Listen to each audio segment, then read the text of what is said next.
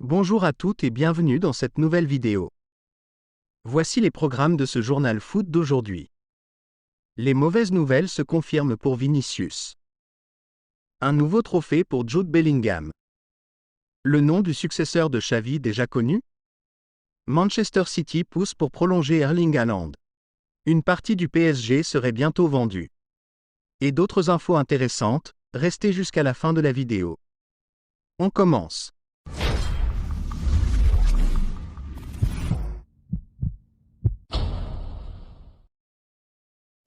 En coulisses, les dirigeants de Manchester City font le pressing dans l'entourage d'Erling Haaland afin de lui faire signer un nouveau contrat. Selon les médias anglais, Haaland disposerait d'une clause libératoire qui s'activera en 2025. C'est cette clause que les dirigeants de Manchester City veulent faire disparaître ou décaler en demandant à l'entourage du joueur de s'asseoir à la table des négociations pour faire signer un nouveau contrat à l'international norvégien. Parce que selon 90 minutes, le FC Barcelone et le Real Madrid espèrent faire jouer cette clause dans 18 mois pour récupérer le joueur.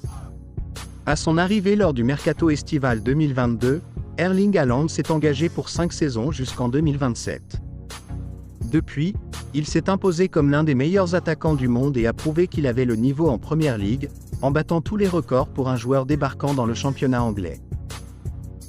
Toutefois, l'objectif de Manchester City est de faire supprimer cette clause qui pourrait s'avérer difficile. Rafaela Pimenta, l'agente du joueur, a fait savoir qu'elle aimait savoir ses clients pas coincés dans un contrat. Et cette clause est un moyen de pouvoir s'échapper au cas où le joueur désire d'un nouveau challenge. Affaire à suivre. À l'image d'Eduardo Camavinga, les nouvelles ne sont pas franchement positives concernant la blessure de Vinicius. Durant cette trêve internationale, le Real Madrid fait grise mine.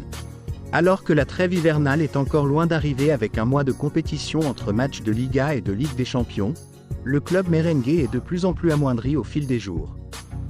Eduardo Camavinga s'est sérieusement blessé au genou et va louper au minimum 8 semaines de compétition avec un retour espéré après la mi-janvier. Et pour Vinicius, les nouvelles ne sont pas plus rassurantes. L'ailier brésilien s'est blessé avec le Brésil contre la Colombie, contraint de sortir après 26 minutes de jeu seulement. Et les nouvelles ne sont pas rassurantes puisque selon le quotidien Sport, c'est aussi une année 2023 à oublier pour le Brésilien, souffrant d'une déchirure du muscle fléchisseur de la jambe droite. Selon la Confédération brésilienne, Vinicius est bien absent pour un mois minimum. Une très mauvaise nouvelle pour Carlo Ancelotti. Malgré son statut de légende du club, Xavi le sait, sa place en tant que technicien du FC Barcelone dépend uniquement des résultats. Alors qu'il est critiqué pour le niveau de jeu produit par son équipe depuis quelques matchs, le champion du monde 2010 affiche néanmoins un bon bilan puisqu'il est premier de son groupe en Ligue des Champions et encore largement dans le coup en championnat.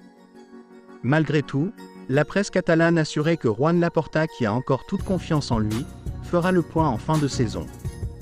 Autant dire que le coach de 43 ans devra à tout prix remporter un titre majeur s'il veut avoir de grandes chances de sauver sa place.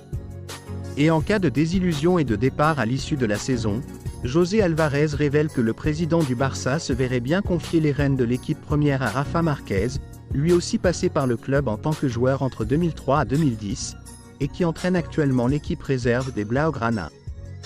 De quoi idéalement poursuivre le projet Masia d'Éculé, qui a si bien marché par le passé. Affaire à suivre. Chaque année, le quotidien italien Tuttosport décerne le Golden Boy, un trophée individuel qui récompense le meilleur jeune joueur de moins de 21 ans évoluant en Europe. Un trophée de renom, qui équivaut au Ballon d'Or des jeunes joueurs, et c'est un prix qui intéresse particulièrement les amateurs de football.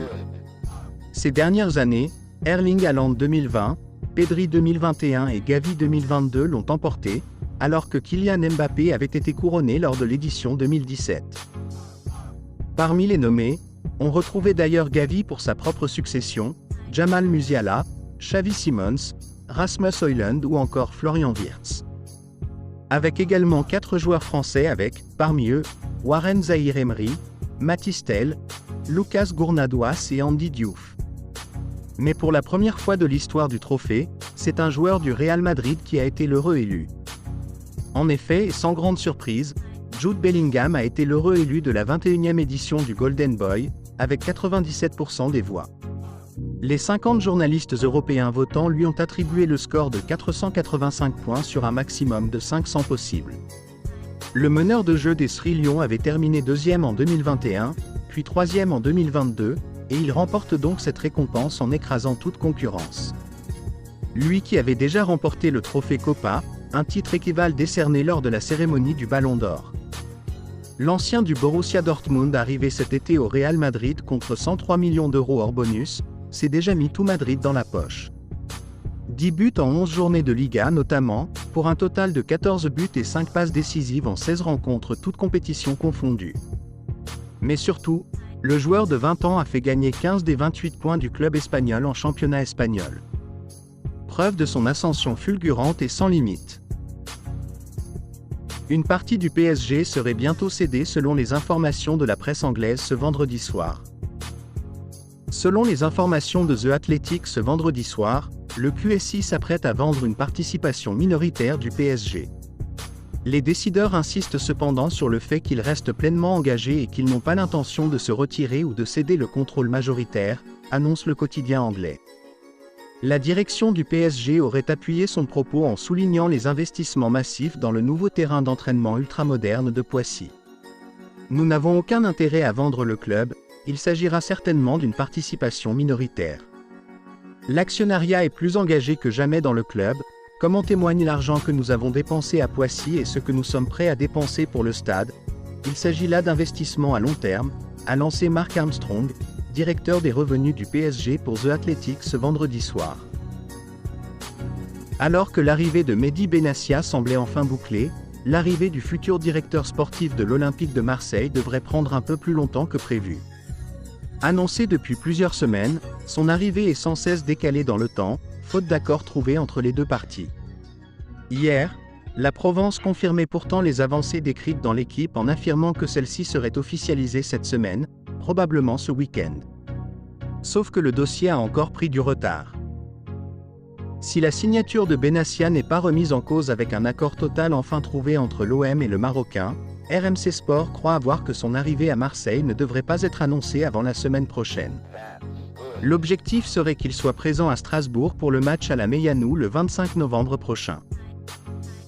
Sergio Rico est un miraculé. Victime d'un traumatisme crânien à l'issue d'une chute à cheval le 28 mai dernier, et placé pendant 22 jours dans le coma, le gardien du PSG a subi une intervention chirurgicale suite à un anévrisme cérébral avant de quitter l'hôpital en août pour reprendre une vie presque normale, sans conséquences graves. Quelques mois plus tard, son épouse Alba Silva a révélé de nouveaux détails sur son terrible accident. C'est incroyable de voir à quel point la vie peut basculer en l'espace de quelques secondes. Quand je suis arrivé, j'ai trouvé Sergio au sol et j'étais nerveuse. Personne ne voulait que je m'approche de lui, a-t-elle indiqué à Marca. Les secouristes ne voulaient pas me laisser monter avec lui dans l'ambulance, mais nous sommes avec les enfants, tout de même dirigés vers l'unité hospitalière d'El Rocio. Les médecins nous ont appelés parce qu'il y avait des complications. Je ne veux pas m'en souvenir parce que ça a été la période la plus difficile de ma vie.